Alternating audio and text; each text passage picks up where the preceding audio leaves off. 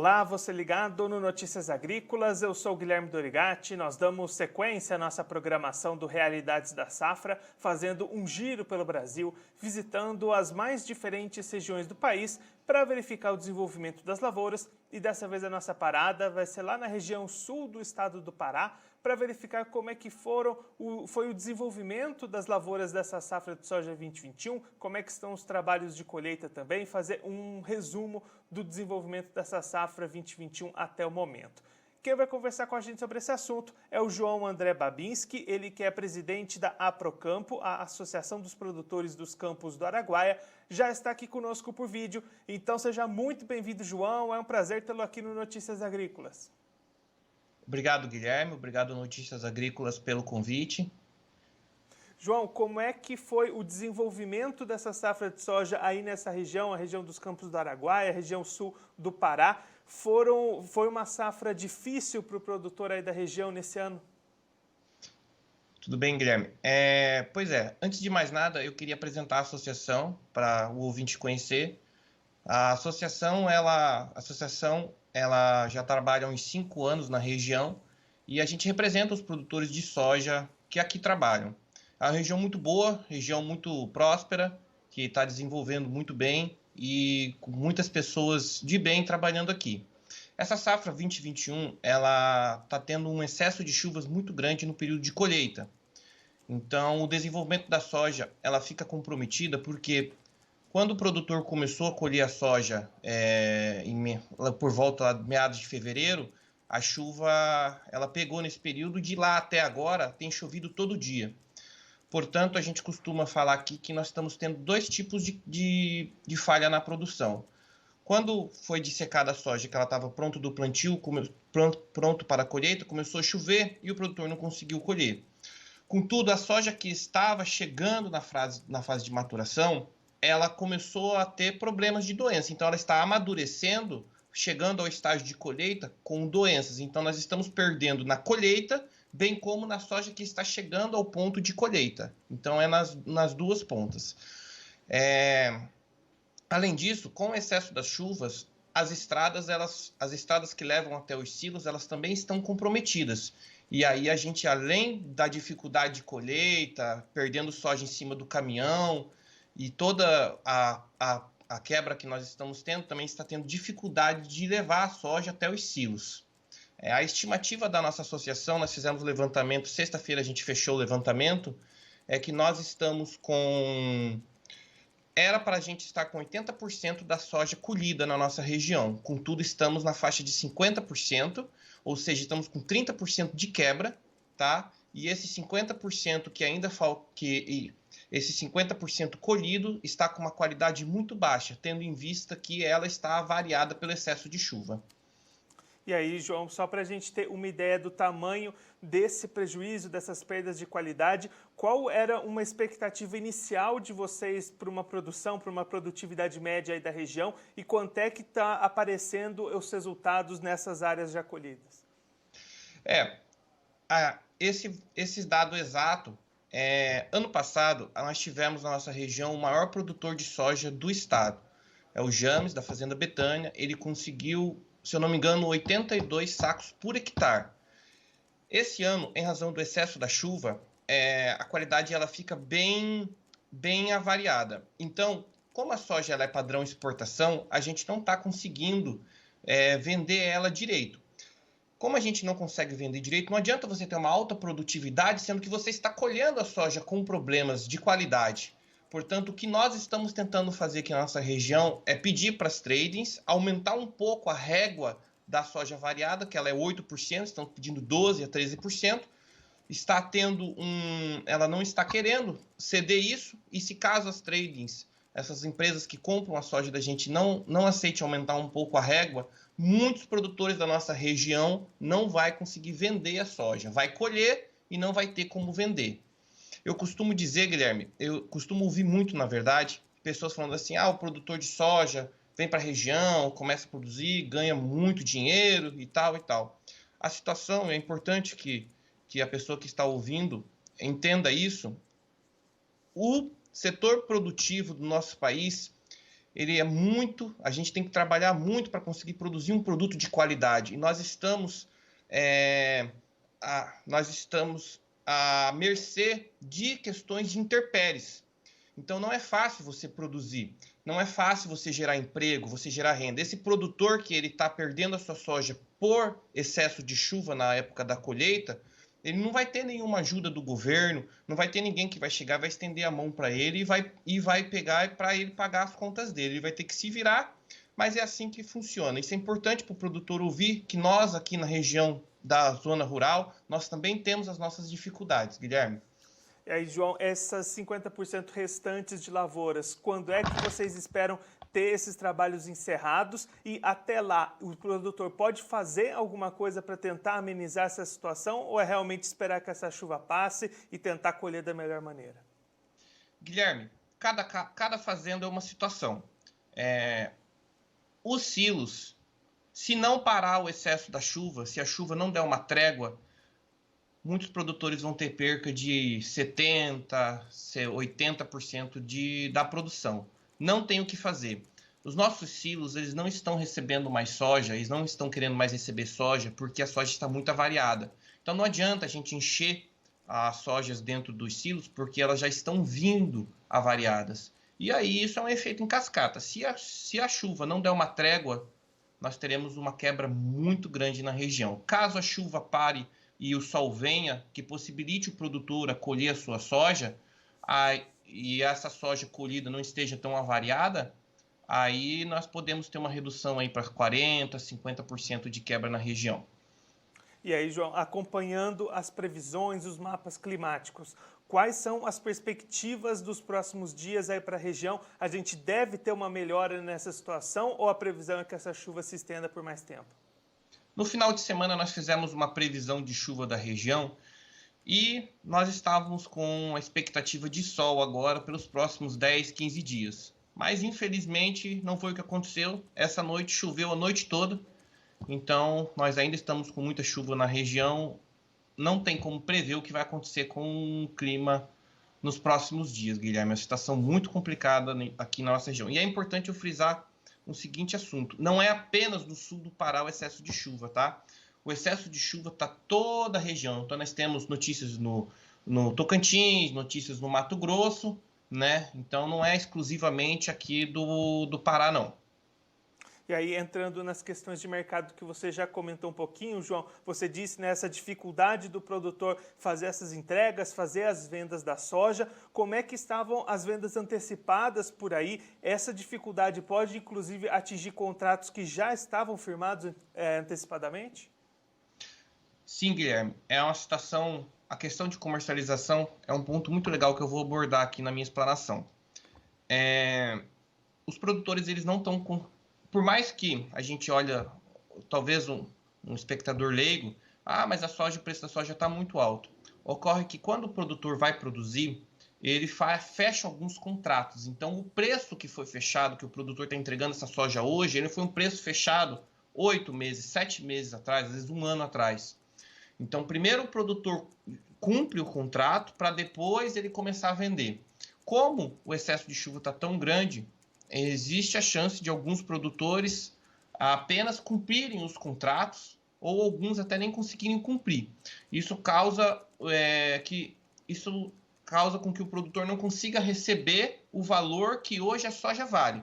É claro que quem são os produtores que têm silo, que têm uma estrutura um pouco maior, que consegue armazenar sua soja e depois vender, né, com mais calma, ou às vezes que não fecha contrato, esse com certeza vai ter um lucro grande, mas não é a realidade da maioria dos produtores da nossa região ainda. A grande parte da região colhe, armazena e cumpre os contratos e vende armazena em silos terceirizados, né, e vende a soja. E é importante falar, Guilherme, que aqui na nossa região nós temos uma grande vantagem, que é a integralização lavoura-pecuária. Como aqui era uma região predominantemente de gado há alguns anos atrás, existiam muitas lavouras degradadas. Então, o que o produtor ele chegou na região e ele fez? Como nosso povo é muito trabalhador, a gente chegou e começamos a produzir soja nas áreas mais planas, levemente onduladas, as áreas melhores. E as áreas um pouco mais onduladas, com morro, um pouco de excesso de pedra, ficaram para para o gado. Então, boa parte dos produtores aqui da região, eles mexem com a integralização lavoura-pecuária e com o excesso de chuva que atrapalha a questão da soja, mas alguns produtores conseguem ter uma, vamos dizer assim, uma gordura para queimar na questão do gado, que o gado com a chuva, né, o capim vem bem e o gado está muito bem, está sendo muito bem comercializado na nossa região. E aí, João, para a gente encerrar falando da questão logística que você também abordou, essas dificuldades nas estradas, no recebimento da soja nos silos, como é que fica essa questão de escoamento? A gente pode ter uma situação grave aí do produtor colher e não ter o que fazer com essa soja já colhida? O que acontece é que com o excesso da chuva, Guilherme, uma praga muito, muito comum aqui na região, ela pegou e está em excesso, que se chama mancha-alvo. Então, como o produtor não consegue combater essas pragas, até esqueci de falar isso na outra dissertação, como o produtor não consegue combater essas pragas pelo excesso de chuva, nem com avião está sendo possível, porque está chovendo bastante, acaba que afeta também todo o setor. E nós temos o problema do milho, pois aqui, como nós temos 2 safras, logo depois da colheita da soja, vem o plantio do milho. Então, o plantio do milho também está atrasado e bastante. Nós estávamos com uma expectativa aí de 50% das áreas já plantadas a milho, nós estamos na faixa de 20%, 30% da nossa região. Então, nós estamos perdendo a janela boa de plantio do milho. Então, além das percas da soja, nós estamos tendo uma perca do plantio do milho na época certa. Isso vai ocasionar uma perca de produtividade no milho, pois na hora que for colher, vai ser colhido numa época que já estará com pouca chuva, ou seja, será perdido. E isso fará com que, em questão comercial, com que o milho suba o preço. Então, hoje nós temos muito confinamento na região, o mercado interno é muito forte, o mercado externo também é forte, então vai ter uma quebra muito grande na nossa região na produtividade do milho. Sobre a parte de infraestrutura, a gente até, governo municipal, governo estadual, governo federal, eles têm ajudado bastante o nosso setor aqui na região. Nós estamos colocando ponte de concreto, nós estamos colocando energia trifásica nas fazendas, a nossa 158 aqui não é o ideal, mas ela está sendo cuidada, as pontes de concreto estão arrumando porque é uma via só, mas ainda temos muito que melhorar na questão de infraestrutura. A infraestrutura é um dos gargalos da região e espero que, se algum político estiver ouvindo isso, coloque a mão na consciência e entenda que nosso povo está aqui para trabalhar. E a gente quer produzir e gerar comida para a nossa população. Mas para isso nós precisamos de um mínimo de cuidado. E um desses cuidados é na infraestrutura e na segurança jurídica no campo. O Pará a região aqui é uma grande potência na área da agricultura. Basta você pegar o seu carro, vir aqui conhecer a nossa região. E com fé em Deus, nos próximos anos, nossa agricultura vai crescer ainda mais no sul do Pará. João, muito obrigado pela sua participação, por ajudar a gente a compreender melhor todo esse cenário das lavouras aí na região. Se você quiser deixar mais algum recado ou uma mensagem final para aquele pessoal que está acompanhando a gente, pode ficar à vontade. O meu recado eu convido os produtores, os empresários, a região ela já está produzindo soja há uns 8 anos. Tá? A gente começou com alguns patriotas que começaram e aí começou a vir os outros. Então, nossa região já tem muitas lojas de material, de suporte, lojas grandes que vieram. Então, nisso aí está muito tranquilo.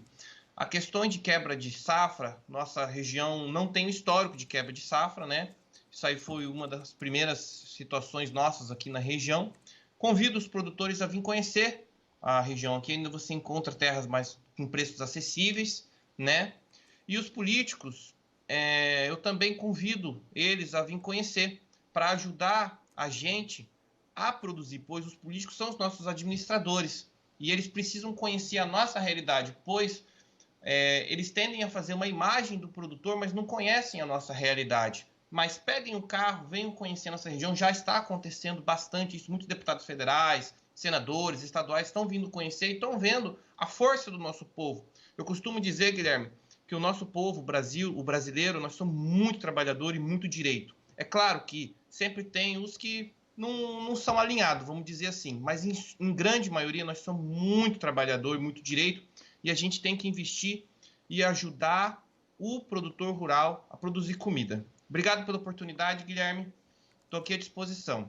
João, mais uma vez, muito obrigado. A gente já deixa aqui o convite para você voltar mais vezes e seguir contribuindo conosco e com todos os produtores do Brasil. Muito obrigado.